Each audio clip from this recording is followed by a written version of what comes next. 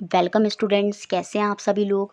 आपका अपने channel quick smart tips में बहुत बहुत स्वागत है। जैसा कि आपने थंबनेल में देख ही लिया होगा, आज के इस वीडियो सेशन में मैं आपके पूरे डाउट क्लियर करूंगी DSSB TGT साइंस को लेकर कि हमें उसकी कैसे तैयारी करनी है, क्या क्या पढ़ना है, कौन कौन सी बुक्स को हमें फॉलो करना है, क्या सिलेबस है, क्या स्ट्रेटेजी है और क्या आपका एक थोड़ा बहुत सेफ स्कोर रहने वाला है, क्योंकि ये सारे पॉइंट्स हैं जो आपके माइंड में आते हैं।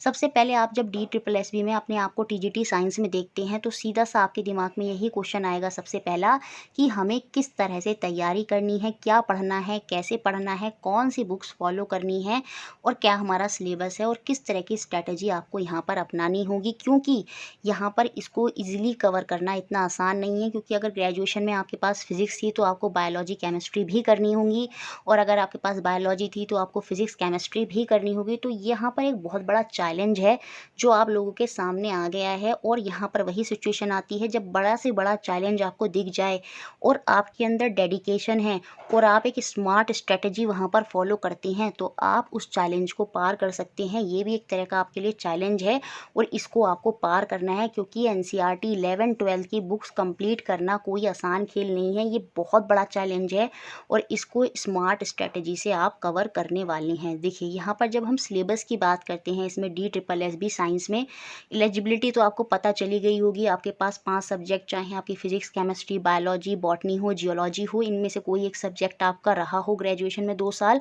और साथ में आपका कोई कॉम्बिनेशन सब्जेक्ट बन जाएगा, हिंदी इंग्लिश मैथ है ना, उन सब में से। वो तो आपने देख ही लिया होगा एलिजिबिलिटी के जो आपका क्राइटेरिया है।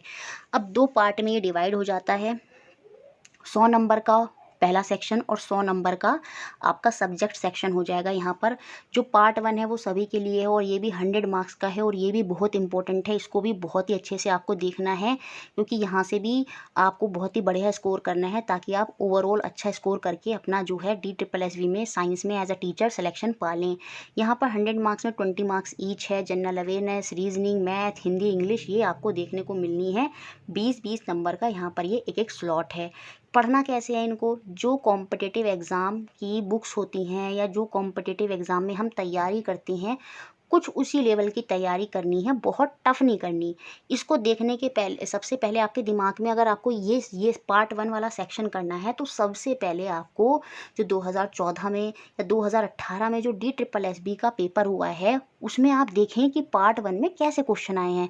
वहाँ से एक आइडिया लग जाएगा कि अच्छा, मैथ्स के मुझे इस तरह के क्वेश्चन देखने हैं, साइंस में रीजनिंग के मुझे ये क्वेश्चन देखने हैं, जनरल अवेयरनेस में मुझे अच्छा करंट भी देखना है, कि किस तरह का क्वेश्चन वहाँ पे पूछा है। वहाँ से एक आइडिया हो जाएगा और आप जो कॉम्पिटिटिव लेवल में तैयारी करते हैं बेसिक लेवल पर, वो तैयारी आप यहाँ पर करेंगे। थोड़ा एडवांस भी करेंगे क्योंकि अब 2021 है तो सिलेबस काफ़ी टफ है, बच्चे बहुत ज़्यादा हैं तो चीज़ें बढ़ जाती हैं, लेकिन आपको एक आइडिया पूरा वहाँ पर हो जाएगा पार्ट 1 का। तो इस तरह से आप अपना पार्ट 1 कंप्लीट करें। पार्ट 2 अब आते हैं मेन, जो साइंस वाले बच्चे हैं जिनको साइंस की तैयारी करनी है। सेम वही 100 मार्क्स है। यहाँ पर 4 चीज़ आनी है आपकी, फिजिक्स, केमिस्ट्री, बायोलॉजी और आपकी टीचिंग मेथडोलॉजी। तो आइए इन्हीं को समझते हैं। सबसे पहले देखिए, जो फिजिक्स का सेक्शन है वहाँ पर आपको 25 से 30 क्वेश्चन, ये थोड़ा फ्लक्चुएट हो सकता है, ज़रूरी नहीं है बिल्कुल इसी के बीच में हो, पर इस तरह से ही यहाँ पर क्वेश्चन देखने को मिलते हैं। केमिस्ट्री के भी आपको इतने ही क्वेश्चन मिलते हैं जितने फिजिक्स के होते हैं अप्रॉक्स। बायोलॉजी के क्वेश्चन यहाँ पर आप देखेंगे ना तो थोड़े से ज़्यादा होते हैं, तो बायोलॉजी जिनकी ग्रेजुएशन में रही है उनको थोड़ा एडवांटेज है। मेन फोकस बायोलॉजी, क्योंकि यहाँ पर ज़्यादा क्वेश्चन आपको बायोलॉजी के देखने को मिलेंगे। शिफ्ट वाइज भी डिपेंड करते हैं क्वेश्चन, और शिफ्ट वाइज भी जो डिफ़िकल्टी लेवल है वो भी मैटर करता है।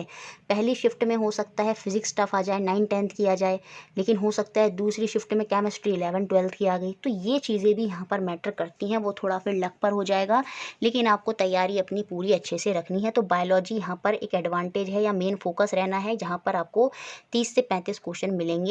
10 मार्क्स आपके टीचिंग मेथडोलॉजी के हैं। तो यहाँ से ये मत समझिएगा कि हमको CDP पढ़नी है, नहीं, आपको कोई थॉर्नडाइक का सिद्धांत या ये यहाँ पर नहीं पढ़ना है। आपको देखना है कि साइंस जब आप पढ़ा रहे हैं तो कौन कौन से मेथड आपको फॉलो करने हैं, क्या लेक्चर विधि आपको फॉलो करनी है, प्रॉब्लम सॉल्विंग मेथड, बच्चे को खोजी बनाना है, कैसे वो नई चीज़ों को डिस्कवर करेगा, कौन कौन सी स्ट्रैटेजी आप फॉलो करें बच्चों को पढ़ाते वक्त साइंस। तो वो सारी चीज़ें यहाँ पर टीचिंग मेथडोलॉजी में आ जाएंगी साइंस में।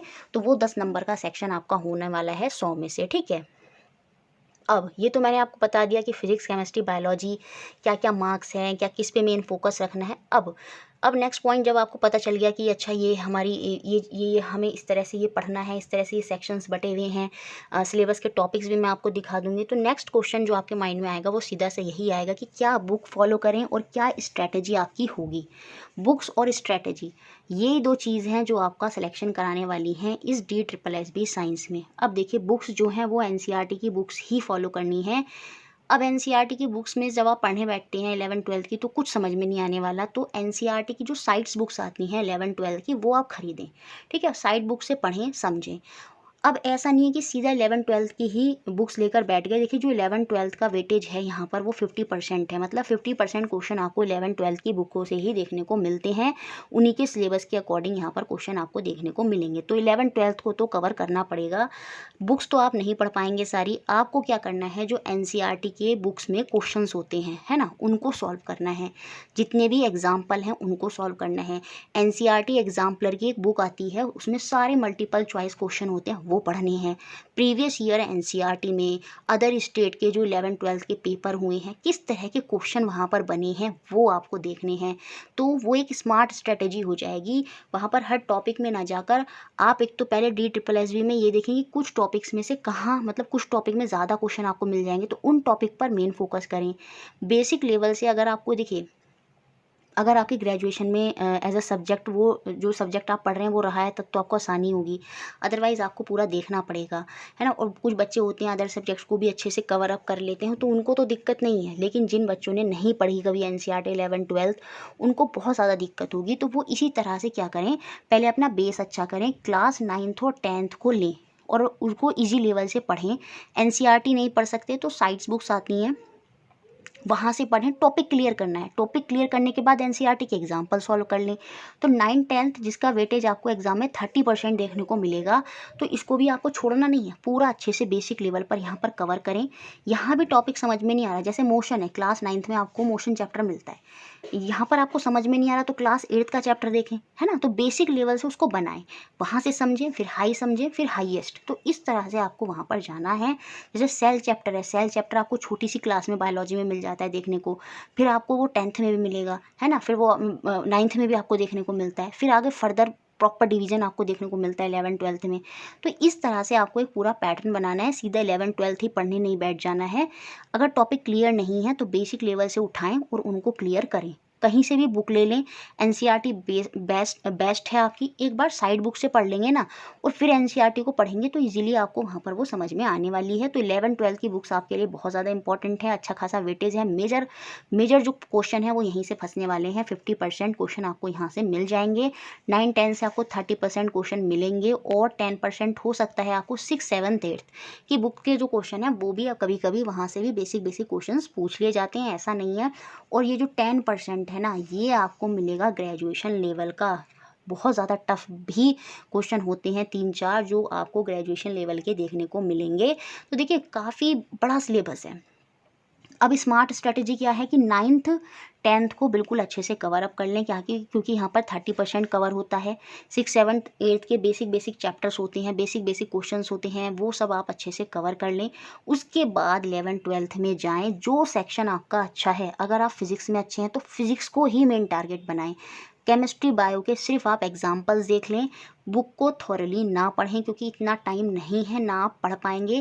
तो जो सब्जेक्ट आपका अच्छा है वो सब्जेक्ट आप डिटेल में ले लें, उसकी 11th-12th भी पढ़ लें, उसकी ग्रेजुएशन भी पढ़ लें और अदर सब्जेक्ट को आप एग्जाम्पल 9-10 तक ही पढ़ लें। सिर्फ 10 तक भी पढ़ लेंगे तो भी काम हो जाएगा, घबराना नहीं है, घबराने से तो कुछ नहीं मिलेगा। एक बहुत बड़ा चैलेंज है, इसको स्मार्ट तरीके से आप जब फेस करेंगे तो आप इजीली इसको फेस कर जाएंगे। तो बुक्स पर ज़्यादा जाना है, साइड बुक्स खरीदें, नेट, अब तो आजकल इतने सोर्सेज हैं आप कहीं से भी देख सकते हैं, लेकिन याद रखिएगा बहुत ज़्यादा सोर्सेज की तरफ भी ना जाएं। फोकस एक पर ही होना चाहिए कि अगर मुझे बुक से पढ़ना है तो मुझे बुक से पढ़ना है, अगर मुझे बीच बीच में हेल्प लेनी है तो हाँ मैं इंटरनेट की हेल्प लूँगी। यूट्यूब पे मैं वीडियो देख सकती हूँ उस टॉपिक को पर्टिकुलर समझने के लिए, या आपने किसी भी चैनल को फॉलो किया है तो सिर्फ उसी को फॉलो करें, ऐसा नहीं है क्योंकि हर कोई अपनी अलग अलग स्ट्रैटेजी बनाएगा, और जब आप सबकी स्ट्रैटेजी फॉलो करेंगे तो जो आपकी मेन स्ट्रैटेजी है वो तो आप भूल ही जाएंगे। तो वो सारी चीज़ें नहीं करनी है। तो बुक्स मैंने बता दी, एनसीईआरटी को ही मेन फोकस रखें, एनसीईआरटी के एग्जाम्पल करें। जितनी भी मल्टीपल चॉइस या 11-12 की जो बुक्स आती हैं जिनमें हमें क्वेश्चंस अच्छे अच्छे देखने को मिल जाते हैं, वो क्वेश्चन सॉल्व करें आप, है ना। तो उन चीज़ों से आप ये कर लेंगे। 9-10 की बुक्स भी आपको अच्छे से देखनी है, तो ये स्ट्रैटेजी आपको यहाँ पर फॉलो करनी है। बुक्स मैंने आपको बता दी हैं। इसी बेसिस पर आपका जो DSSB साइंस है वो क्लियर होगा। थोड़ा सा अगर सिलेबस देखें तो बिल्कुल 11-12 से मैच करता हुआ रहता है। लिविंग वर्ड ये हमें 11th क्लास में मिल जाते हैं। Diversity of plant and animal life basic level पर भी मिलते हैं ना, कि कौन कौन से प्लांट अलग अलग लेवल के पाए जाते हैं। प्लांट एंड एनिमल किंगडम हो गया, रिप्रोडक्शन हो गया, ये बेसिक लेवल पर भी हम पढ़ते हैं और एडवांस लेवल पर भी।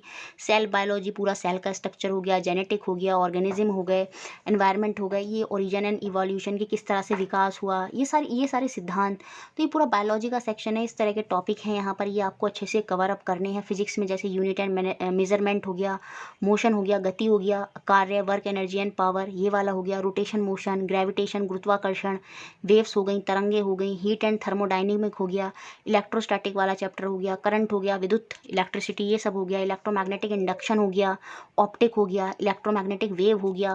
तो देख रहे हैं टॉपिक्स बहुत सारे हैं। इनको अगर आप देखें तो ये आप छोटे लेवल पर भी देखते हैं, और यही टॉपिक आपको बड़े लेवल पर भी देखने को मिलते हैं। तो आपको बड़े लेवल पर भी कवर करने हैं और छोटे लेवल पर भी कवर करने हैं।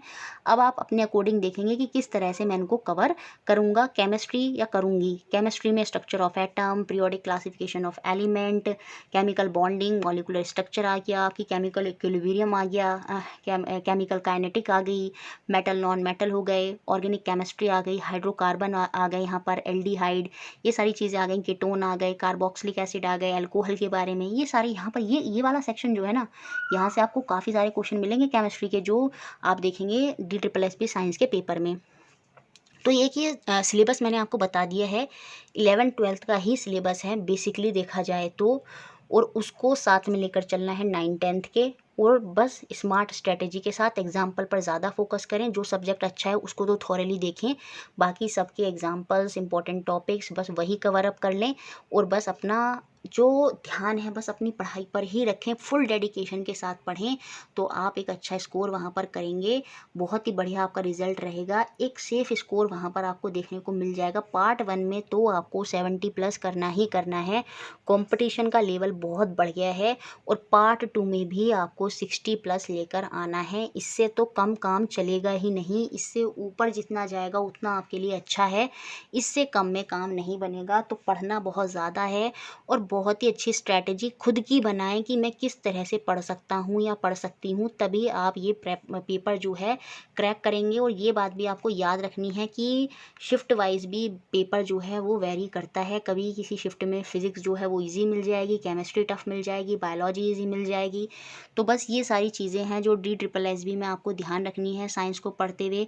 मुझे लगता है काफ़ी चीज़ें अब आपको क्लियर हो गई होंगी, और किस तरह की आपको स्ट्रैटेजी फॉलो करनी है वो भी आपको समझ में आ गया होगा। वीडियो अच्छा लगा है तो प्लीज़ उसको लाइक करें, शेयर करें, और इसी तरह हमारे साथ जुड़े रहें। और चैनल को सब्सक्राइब नहीं किया तो वो भी ज़रूर कर दें। Thank you.